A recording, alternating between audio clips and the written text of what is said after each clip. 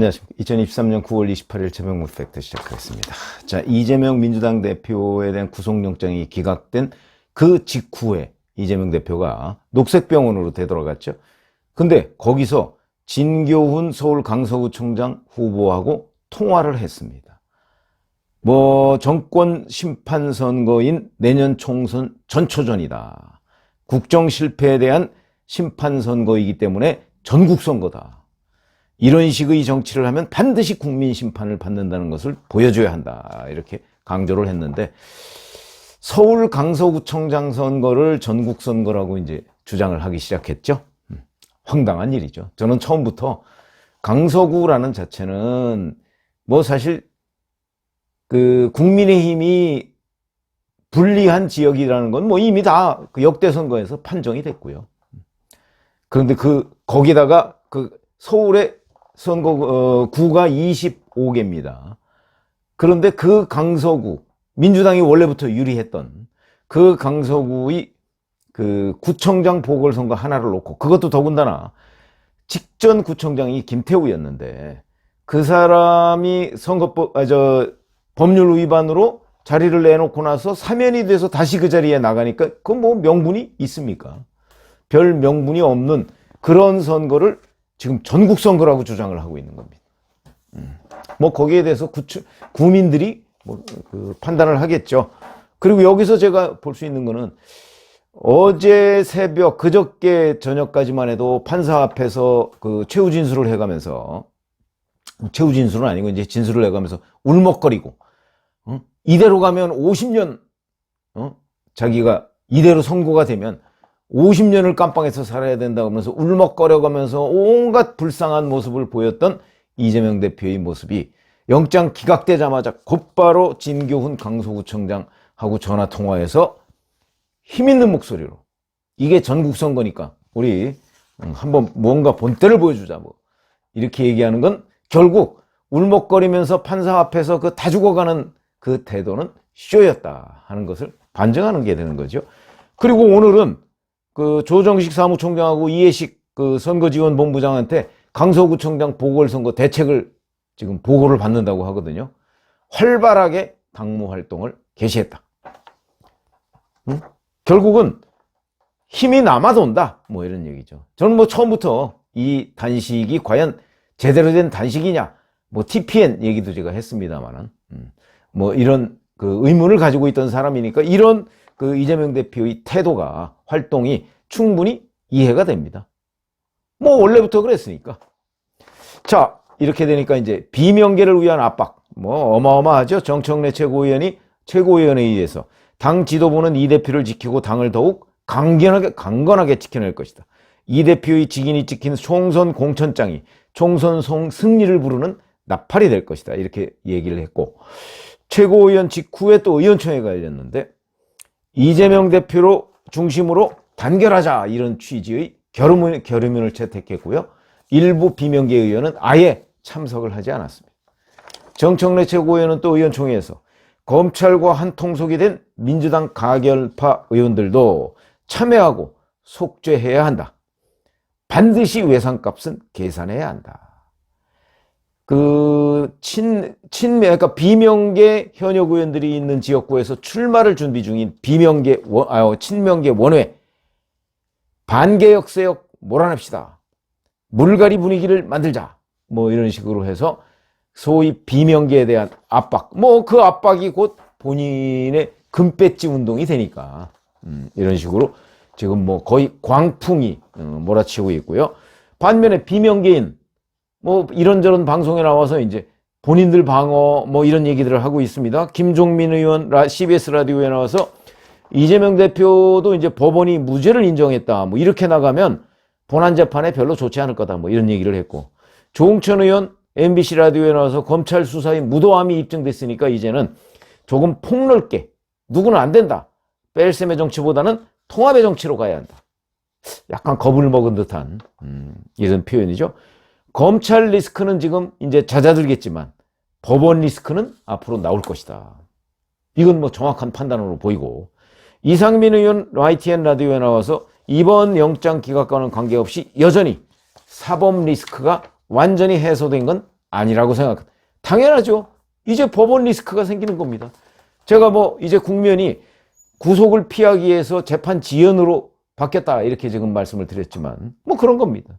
자, 그러면 이재명 대표는 비명계를 과연 어떻게 요리할 것인가? 이제부터는 요리의 단계입니다. 비명계는 어차피 도마 위에 올라가 있습니다. 요리의 단계입니다. 그 요리를 당하는 비명계들은 어떤 선택을 할 것인가? 비명계가 선택할 카드가 사실 별로 없죠. 저는 즉각 응징보다는 아마 고사작전을 펼 것이다. 어저께 제가 그렇게 말씀을 드린 적이 있었죠. 그러나 어찌됐든 간에 비명계 입장에서는 청명에 죽든지 한식에 죽든지 마찬가지다. 저는 그렇게 생각을 합니다. 그러면 자기네들이 선택을 해야 되는데 비명계 지금 구심점이 없죠.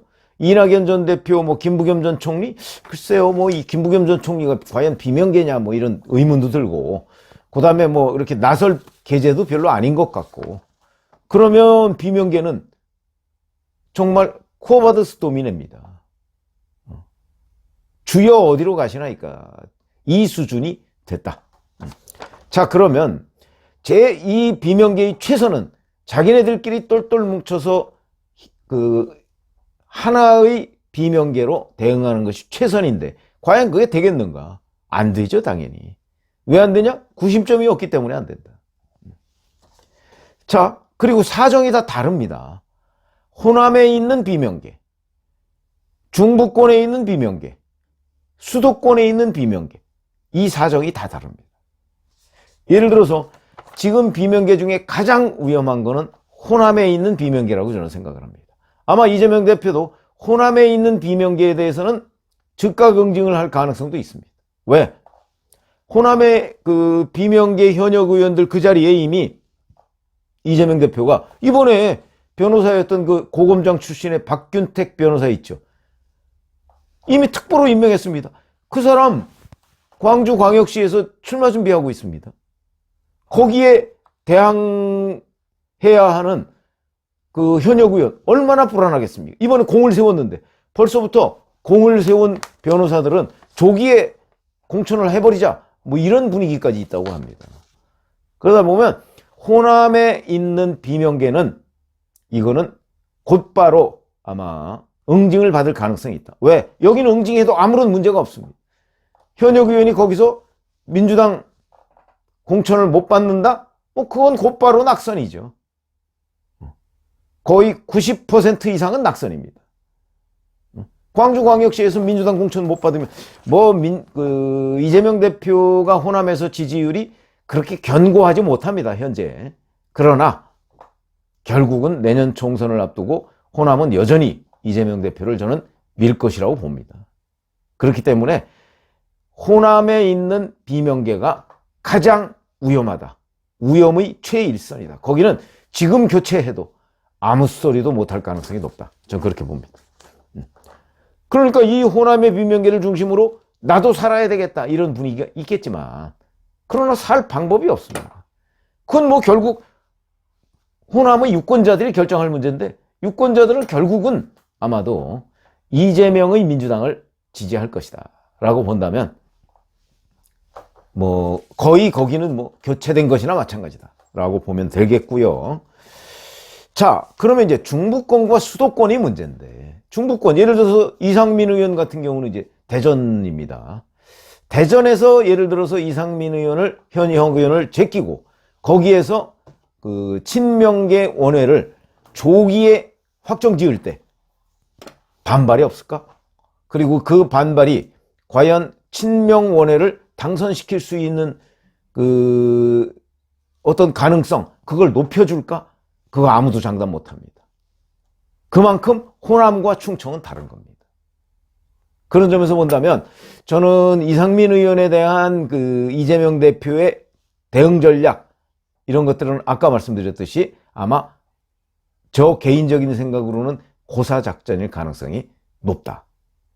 즉각 응징이 불가능하죠. 그건 지역적 특성 때문입니다. 수도권 마찬가지입니다. 수도권에서 예를 들어서 뭐 양기대 의원이나 아니면 윤영찬 의원 지역에 지금 다 저 친명계 원외 뭐 또는 전국구 의원이 다 도전하고 있습니다. 거기를 조기에 만약에 그쪽으로 힘을 실어준다. 그랬을 경우에 윤영찬 의원이나 양기대 의원 등등 서른 의원이나 가만히 있겠습니까? 출마를 아마 할 거려? 제가 보기엔 할 겁니다. 그렇게 되면 그 사람들은 인지도가 있습니다. 친명원외보다. 그러니까 친명원외를 누를 가능성이 있고, 설령 경선을 한다 이렇게 얘기를 하더라도 워낙 인지도가 높기 때문에 현역 의원으로서, 그러니까 친명원외가 쉽지는 않을 것이다. 다만 이런 점은 있습니다. 뭐 공개적으로 밝히기는 좀 어려운 입장인데, 취재를 저희들이 해보면 여론조사를 조작하는 경우가 꽤 있습니다. 여론조사 조작. 이번에도 한번 내년 총선 앞두고 한번 보시죠. 자, 민주당이 맡기는 여론조사 기관. 뭐 갤럽이나 뭐 이런 데 아닙니다. 그전에도 보면, 그건 누구죠? 윈지 코리아인가? 뭐 거기다 맡겼습니다. 글쎄, 증거는 없지만, 뭐 유인태 전 국회 사무총장이나 뭐 이런 민주당 쪽에서 정치를 오래 했던 분들 취재를 해보면 조작을 의심하고 있습니다. 여론조사, 이 정당 경선의 여론조사는 조작 가능성이 꽤 있다. 그것이 저희들의 취재 결과입니다. 저희가 증거를 못 잡아서 기사를 못 쓰고 있을 뿐이지. 그 가능성이 늘 있기 때문에, 그래서 아마 경선에 과연 비명계가, 수도권과 중부권의 비명계가 그 경선에 임할 것인가, 이것도 하나의 변수로 남아 있습니다. 쉽지 않습니다. 이 경선이 어떻게 치러질 것인지 공정한 여론조사 기관에 맡기자 이러면 되는데, 그렇게 안 맡기거든요. 맡길 리가 있습니까? 이재명 대표가. 이재명 대표가 의도가 있는데. 그래서 자, 비명계들이, 수도권과 중부권의 비명계들이 과연 경선에 임할 것인가 하는 부분. 근데 경선에 임하지 않을 명분도 마땅치가 않죠. 이제 그런 데에서 아마 그 단체 행동이 나올 가능성이 있는데 구심점이 없으니까 그런 문제가 있고요. 그래서 이제 수도권이나 중부권 같은 경우는 만약에 민주당이 억지로 친명계 원외를 공천을 줬을 경우에 이 사람들이 그러니까 비명계 현역 의원들이 출마를 했을 경우에 국민의힘이 어부지리를 할 가능성도 있고, 아니면 이 비명계 현역 의원들이 일반 유권자들의 동정표를 받아서 당선될 가능성도 있습니다.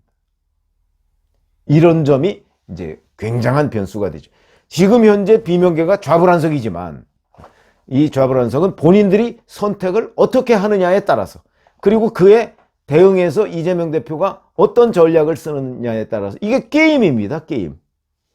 상황이 확확 변하고 배지가 왔다 갔다 한다.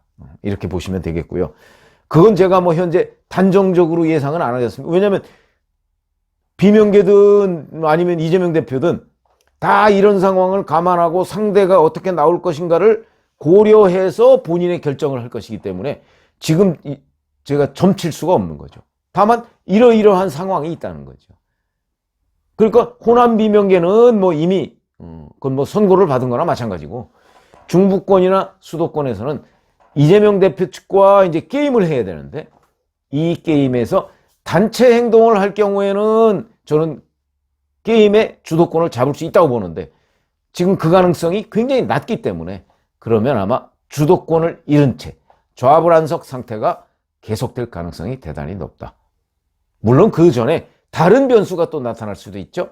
뭐 예를 들어서 이재명 대표의 선거법 위반 재판에 1심 결과가 나온다든가 뭐 이런 여러 가지 또 외생 변수가 있으니까, 여하튼 지금 비명계와 그 이재명 대표의 중부 내지는 수도권을 놓고 게임이 벌어지는 국면이 아마 한 정기국회 끝나자마자 곧바로 시작될 가능성이 있다. 내지는 뭐 즉각응징이 되지 않는다면 아마 추석 연휴가 끝나고 국정감사가 끝나고 나면 곧바로 이 게임이 시작될 것이다. 이렇게 말씀을 드립니다. 고맙습니다.